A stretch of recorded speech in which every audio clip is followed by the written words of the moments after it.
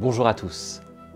Aujourd'hui, c'est le mercredi saint, un jour décisif, un jour sombre, un jour où une décision est prise dans le secret, un jour où une trahison est en train de se préparer. Dans Matthieu 26, versets 1 à 16, il est écrit « Lorsque Jésus eut fini de donner toutes ses instructions, il dit à ses disciples « Vous savez que la Pâque a lieu dans 2 jours et que le Fils de l'homme sera arrêté pour être crucifié. » Alors, les chefs des prêtres, les spécialistes de la loi et les anciens du peuple se réunirent dans la cour du grand prêtre appelé Caïphe. Et ils décidèrent d'arrêter Jésus par ruse et de le faire mourir. Cependant, ils se dirent que ce ne soit pas pendant la fête, afin qu'il n'y ait pas d'agitation parmi le peuple. Alors, l'un des 12, appelé Judas l'Iscariote, alla vers les chefs des prêtres et dit « Que voulez-vous me donner pour que je vous livre Jésus ?» Ils lui payèrent 30 pièces d'argent. Dès ce moment, il se mit à chercher une occasion favorable pour trahir Jésus. C'est un jour important. Écoutez bien cette scène.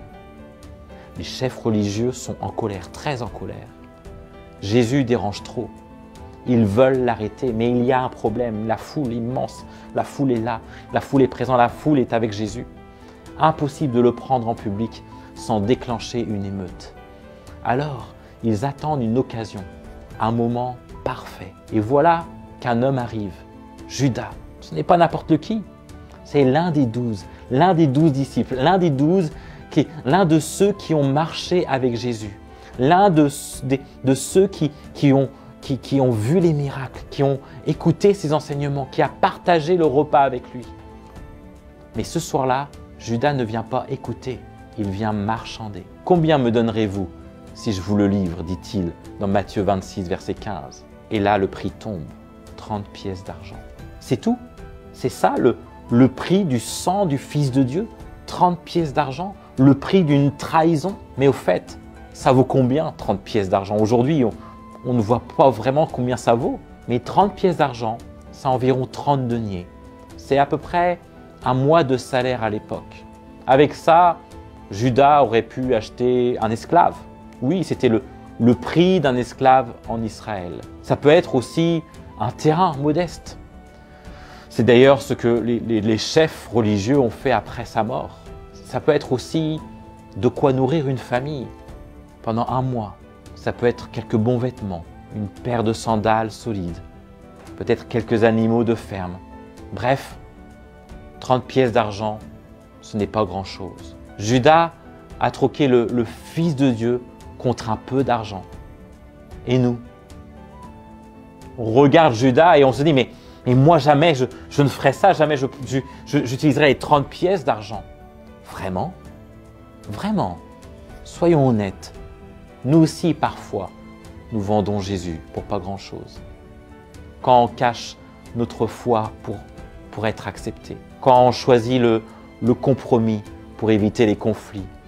Quand on préfère notre confort à l'appel de Dieu. Quand on se tait alors qu'on devrait parler. Pour pas grand-chose, nous taisons Jésus. Parfois, le prix de la trahison n'est pas 30 pièces d'argent, mais peut-être un peu de popularité, un peu de sécurité, un peu de facilité. Ce n'est pas de l'argent bien sûr, mais la trahison est là lorsque nous sommes dans le monde. Aujourd'hui, ce mercredi saint, pose-toi la question, est-ce qu'il y a quelque chose qui prend la place de Jésus ou qui souhaite étouffer Jésus parce qu'il prend trop de place comme les pharisiens et comme finalement Judas a fait? Est-ce qu'il y a quelque chose qui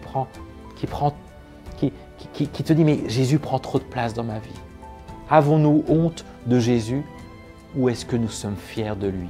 Judas a regretté son choix, mais trop tard. Nous avons encore le temps de revenir à Jésus et lui demander pardon.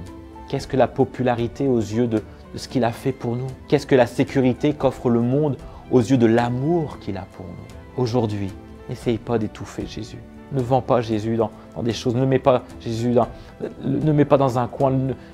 N'essaye pas de l'éloigner de cela. Au contraire, choisis-le.